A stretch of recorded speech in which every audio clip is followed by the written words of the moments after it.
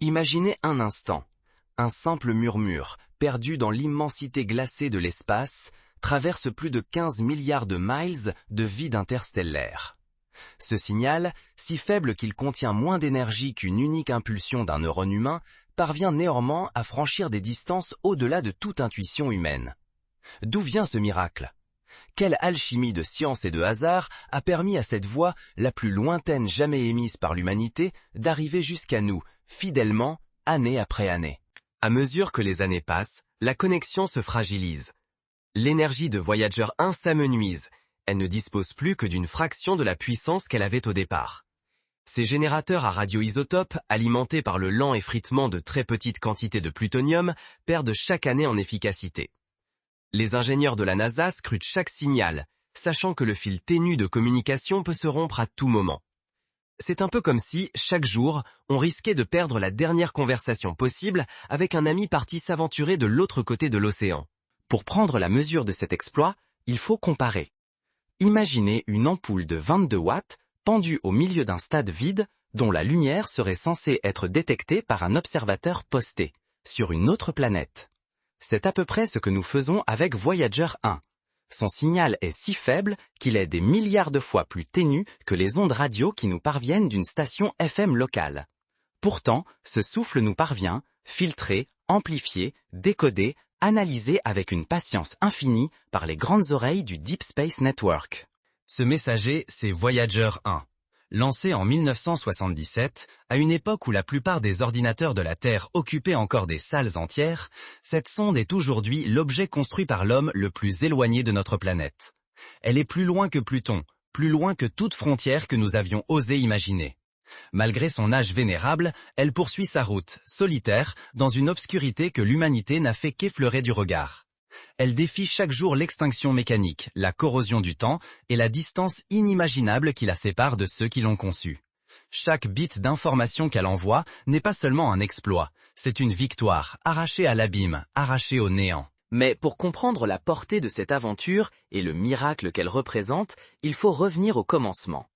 Comment cette mission insensée a-t-elle vu le jour? Qu'est-ce qui a rendu possible son lancement alors que tout semblait s'y opposer? Chaque transmission reçue devient alors un exploit, une lutte acharnée contre l'oubli cosmique. Quand vous recevez un SMS alors que votre téléphone est à 1% de batterie, vous ressentez parfois la tension de la panne imminente.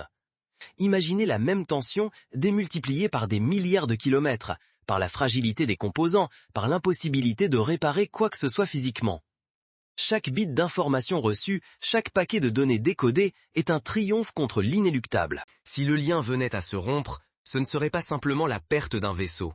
Ce serait comparable à l'extinction du dernier feu de camp sur une plage déserte, à la disparition du dernier écho d'une voix humaine dans un désert sans fin. Une part de notre histoire, de notre curiosité, de notre fragile existence parmi les étoiles, disparaîtrait dans l'indifférence glaciale de l'univers. Il ne resterait alors que le silence, indifférent à nos questions, à notre espoir. Tant que ce fil ne cède pas, Voyager 1 incarne la voix la plus lointaine de notre espèce. Par elle, nous persistons à murmurer dans l'obscurité, à affirmer notre présence au seuil du vide stellaire. Ce dialogue silencieux dépasse la prouesse technologique. Il témoigne de notre soif inextinguible de savoir, de notre besoin viscéral de rester relié à l'inconnu coûte que coûte. C'est le prolongement moderne de ces feux allumés sur les collines la nuit pour signaler notre existence, ou de ces bouteilles jetées à la mer, porteuses d'un message pour quiconque viendrait à les trouver. Pour saisir l'exploit, replongeons dans le tumulte des années 70, à l'aube de l'exploration spatiale moderne. Voyager 1 n'était pas destinée à devenir une légende. Au contraire, elle semblait vouée à l'oubli, à quelques années de service utile, puis à une longue dérive anonyme dans l'espace. La NASA saisit cette opportunité unique. En 1977, alors que la planète entière retient son souffle, tendue par la guerre froide et les incertitudes du futur, l'agence ose un pari fou, lancer 2 sondes jumelles, Voyager 1 et Voyager 2. Leur mission, profiter de cette fenêtre de tir sans précédent pour explorer les géantes du système solaire. Si l'on ratait cette chance, il faudrait attendre près de 2 siècles avant de pouvoir retenter un tel exploit. Pour comprendre l'audace de cette entreprise, imaginez que vous jouiez une partie de billard où chaque boule représenterait une planète, et où chaque coup ne pourrait être tenté qu'une seule fois par siècle et demi. Les ingénieurs de la NASA n'ont pas seulement dû calculer des trajectoires parfaites, ils ont dû anticiper chaque aléa, chaque imprévu, chaque risque de collision ou de défaillance, sans possibilité d'intervention directe après le lancement. Et pourtant, tout a basculé grâce à une conjonction de circonstances rarissime, un alignement planétaire exceptionnel, qui ne se produit que tous les 176 ans. Les géantes gazeuses, Jupiter, Saturne, Uranus, Neptune, formaient un arc parfait, permettant à une sonde de les survoler l'une après l'autre en utilisant leur gravité comme une fronde cosmique. Ce phénomène, connu sous le nom d'assistance gravitationnelle, fut déjà envisagé dès les années 60 par des pionniers de la mécanique céleste, mais jamais tenté à une telle échelle. Derrière ce projet audacieux, la réalité technique surprend. Chaque voyageur n'embarque que 68 kilooctets de mémoire, moins que la plupart des montres connectées actuelles. Les ordinateurs de bord, bien loin de nos smartphones, sont plus lents qu'une calculatrice de poche lambda. Aucune intelligence artificielle ni algorithme d'autoréparation. Seulement de l'électronique robuste, des relais et une philosophie de conception. Tout doit être redondant, tout doit pouvoir fonctionner même en cas de panne partielle. Personne n'envisage qu'une de ces sondes devienne l'objet humain le plus lointain jamais construit, survivant presque un demi-siècle hors du giron terrestre. Le simple fait qu'elle soit encore en vie aujourd'hui était impensable. C'est comme si une voiture des années 70 roulait encore, sans révision ni entretien, sur des routes inconnues, à des millions de kilomètres du moindre garage. La mission paraît presque modeste. Survoler Jupiter, puis Saturne, collecter des images et des données inédites, avant de dériver vers l'inconnu. Les ingénieurs espèrent tout au plus 5 à 10 ans de fonctionnement. Pour donner un autre exemple, les premiers ordinateurs d'Apple, sortis à la même époque, ont aujourd'hui disparu des bureaux et des foyers. Voyager 1, elle, continue de défier le temps et les éléments. Pourtant, à bord de chaque voyageur, il y a bien plus qu'un exploit scientifique. Il y a un message universel, un disque d'or, gravé de musique, de salutations en 55 langues, de sons naturels, d'images de notre planète. Un geste à la fois poétique et désespéré, une bouteille à la mer cosmique, destinée à qui voudra bien l'entendre, qu'il s'agisse d'une intelligence extraterrestre ou d'une autre forme de vie. Ce disque d'or est une capsule temporelle, un musée miniature de la Terre. Il contient les salutations de l'humanité, du sumérien ancien au wu chinois, du français à l'araméen. On y entend des chants de baleines, le rire d'un bébé, le bruit d'un baiser, le rythme d'un cœur humain, la musique de Bach ou de Chuck Berry. C'est notre carte de visite adressée à l'infini, en espérant que, quelque part, quelqu'un puisse la lire un jour. Mais l'histoire ne s'arrête pas là. Ce qui devait n'être qu'une brève odyssée va bouleverser à jamais la vision de notre place dans le cosmos et ouvrir des portes insoupçonnées sur l'inconnu. La traversée de l'espace n'est pas sans danger. Dès les premiers kilomètres, chaque incident pourrait signer la fin de l'aventure. Le vide spatial est parsemé de radiations, de poussières, de micrométéorites capables de percer une coque d'aluminium. À chaque instant, c'est toute la mission qui peut basculer. À travers Voyageurs, l'humanité tente de dépasser les limites de la technologie, d'envoyer un ambassadeur silencieux au seuil de l'éternité, et peut-être de laisser une trace de son existence dans le vaste univers. Chaque panne, chaque silence radio, chaque grésillement dans le signal rappelle la précarité de ce lien fragile qui nous rattache à l'infini. C'est un peu comme les premières lettres envoyées entre continents, ou les premières images reçues d'un autre monde. Rien n'est acquis, tout est acquis, un miracle de patience et de persévérance. Ce que Voyager 1 a révélé, nul œil humain ne l'avait jamais contemplé. À son arrivée près de Jupiter, la sonde perce le voile du mystère. Ce monde, longtemps réduit à une simple tache mouvante dans nos télescopes terrestres, dévoile un visage de tempête titanesque, d'ouragan permanent, de couleurs chatoyantes. La grande tache rouge, ce cyclone géant, apparaît plus vivant que jamais. Mais la stupeur atteint son comble sur Io, l'une des lunes de Jupiter. Pour la première fois, l'humanité découvre des volcans actifs hors de la Terre. D'immenses geysers de lave jaillissent à des centaines de kilomètres d'altitude.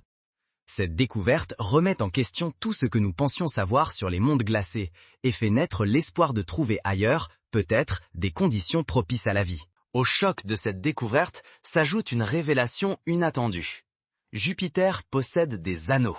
Fins, sombres, presque invisibles, ils défient nos certitudes. Jusqu'alors, seuls Saturne, Uranus et Neptune étaient connus pour leurs anneaux. L'image du géant s'en trouve bouleversée. Même Saturne n'est plus seul à arborer ce joyau céleste. Le voyage vers Saturne promet d'autres surprises. En franchissant les confins du possible, à la fin de l'année 1980, Voyageur 1 découvre que les anneaux de Saturne, que l'on croyait uniformes, sont en réalité composés de milliers de structures ciselées. De minuscules lunes, baptisées bergères, Prométhée, Pandore, sculptent et gardent ces anneaux grâce à leur gravité. C'est un balai invisible, une architecture subtile révélée pour la première fois. Et l'énigme la plus fascinante se cache sur Titan, la plus vaste lune de Saturne. Voyageur 1 frôle ce monde enveloppé d'une atmosphère dense, saturée de molécules organiques. Peut-être un écho de la Terre primitive, peut-être le berceau d'une chimie complexe, précurseur de la vie. Le vertige s'empare des scientifiques. Ailleurs, les ingrédients de l'existence pourraient s'assembler, peut-être même sous une forme que nous n'aurions jamais imaginée. À chaque étape, Voyageur 1 ébranle les dogmes. Au-delà des planètes, le système solaire n'est pas un froid tombeau, mais un théâtre en effervescence. Loin d'être figé, l'univers proche pulse, surprend, défie la routine de la science.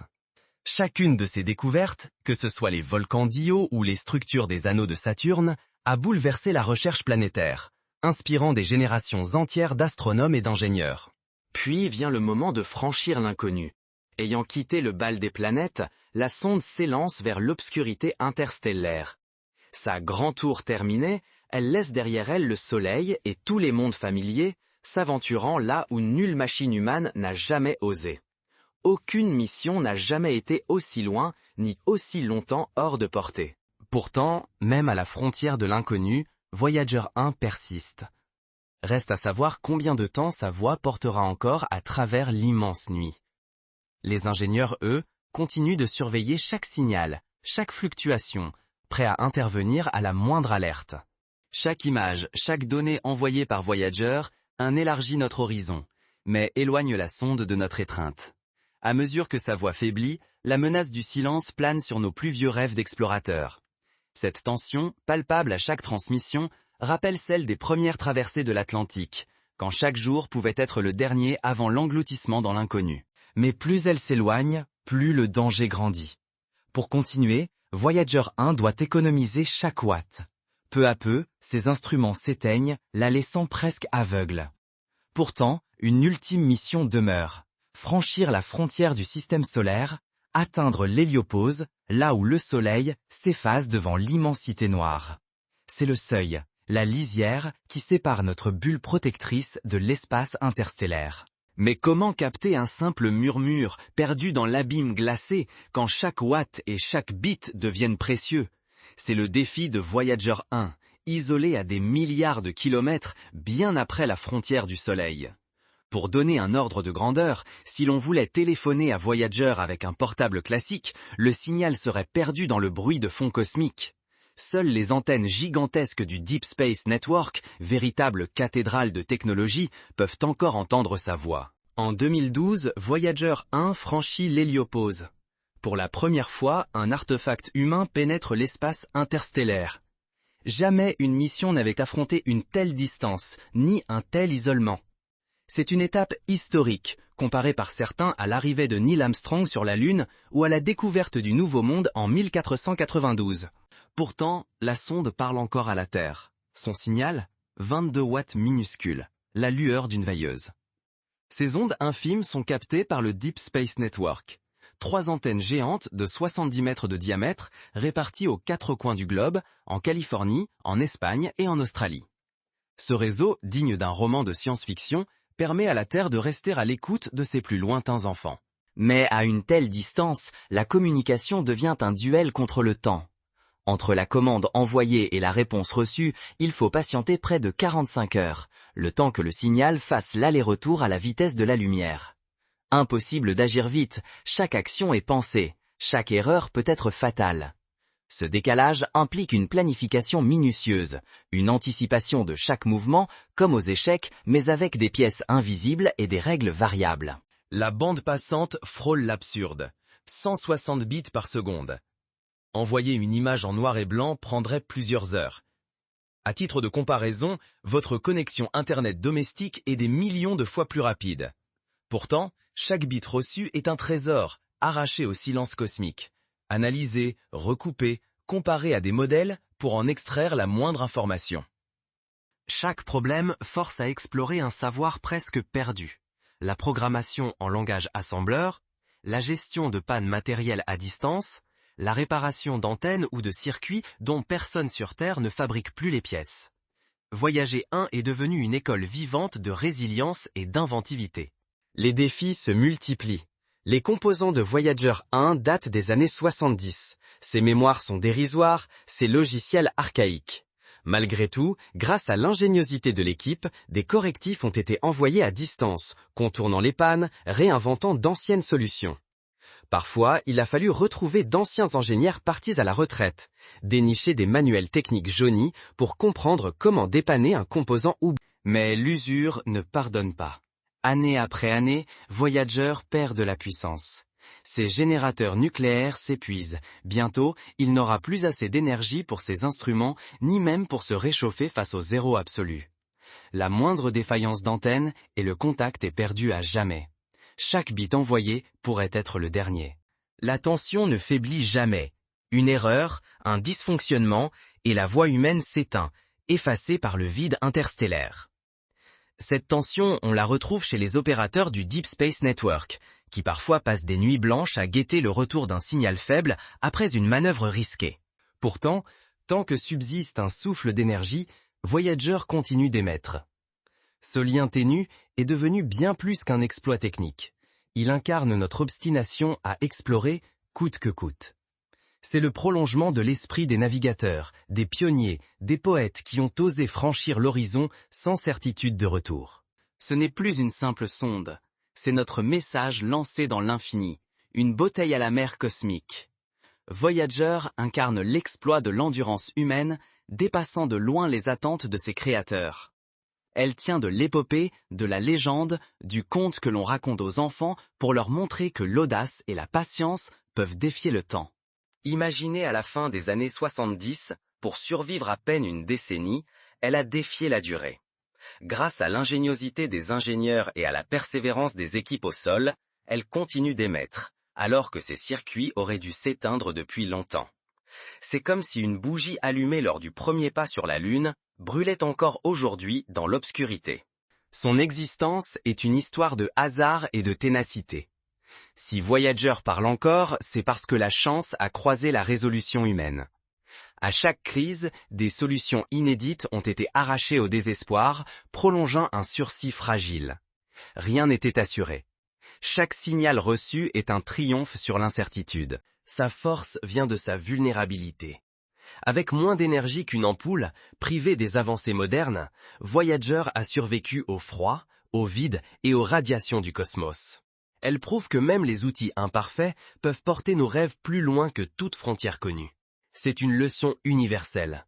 La perfection n'est pas nécessaire pour accomplir l'impossible. En contemplant Voyager, c'est notre propre reflet que nous entrevoyons. Une espèce obstinée, curieuse, capable d'émerveillement, mais aussi d'humilité. Nous savons que notre message risque de se perdre à jamais, englouti par l'immensité. Pourtant, nous avons choisi d'essayer, de projeter notre voix contre l'oubli. Le disque d'or qu'elle emporte, fragile galette recouverte d'or, symbolise notre besoin viscéral de communiquer. Sur sa surface, 55 salutations, des musiques, des fragments de notre existence.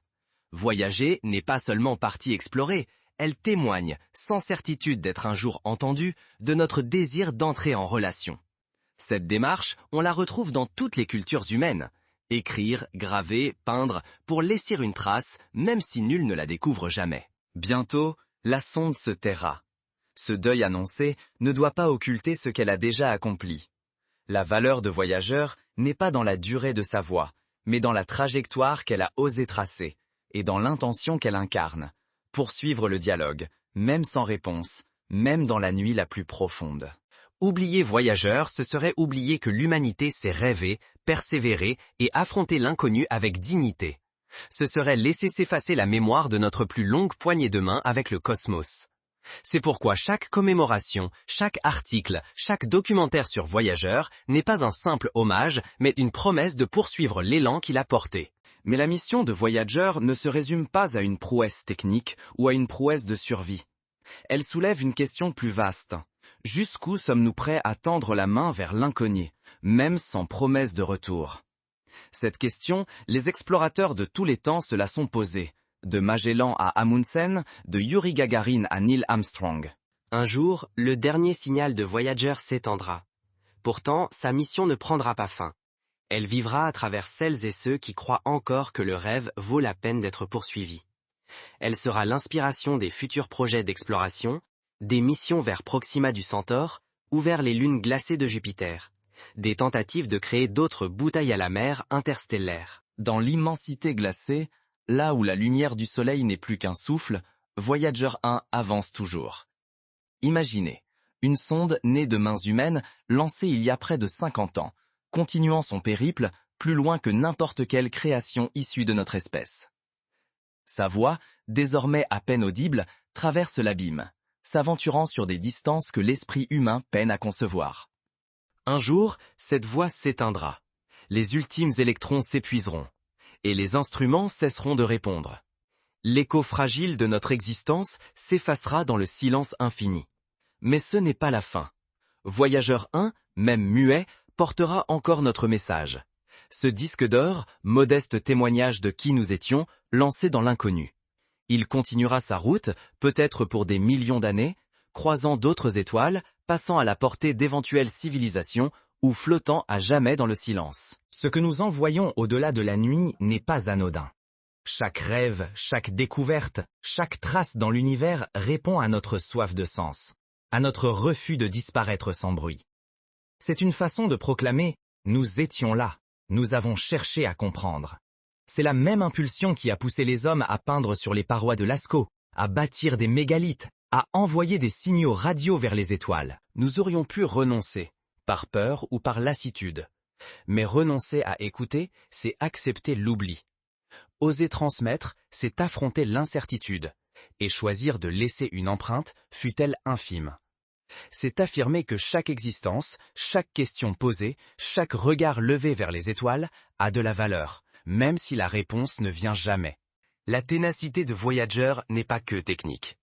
Elle incarne notre propre persévérance, cette étincelle qui nous pousse à explorer, à apprendre, à rêver plus vaste que nous-mêmes.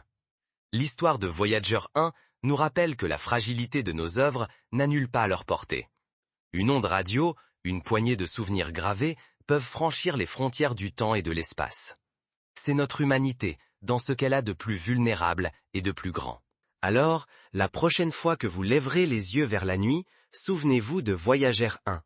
Pensez à ce vaisseau muet, porteur de notre héritage, fil tenu reliant l'humanité à l'infini. Et demandez-vous, quelle trace laisserez-vous? Quel rêve, même fragile, oseriez-vous offrir à l'avenir? Car l'histoire de Voyager n'est pas celle d'un engin isolé. C'est celle de nous tous, notre obstination à exister envers et contre tout. Notre folle espérance que, quelque part, quelqu'un entendra notre voix. Et même si le silence finit par l'emporter, il restera la preuve que l'humanité aura tenté, jusqu'au bout, de franchir l'abîme. Chacun de nous porte une voix singulière. Peut-être n'attendra-t-elle pas les étoiles, mais elle peut toucher, ici, celles et ceux qui tendent l'oreille. Ce que nous transmettons dépasse le présent. Ce sont nos choix, nos questions, notre volonté de ne pas céder à l'indifférence qui écrivent la suite de l'histoire. Transmettre, c'est créer du sens, c'est relier les générations, c'est ouvrir des portes qui n'existaient pas avant nous. Et si un jour, dans un futur lointain, une autre intelligence, une autre conscience, découvre la trace ténue de notre passage, elle saura que nous avons osé parler, même sans certitude d'être entendus. Car c'est là, peut-être, le plus grand des messages. Oser, toujours, aller au-delà de la nuit.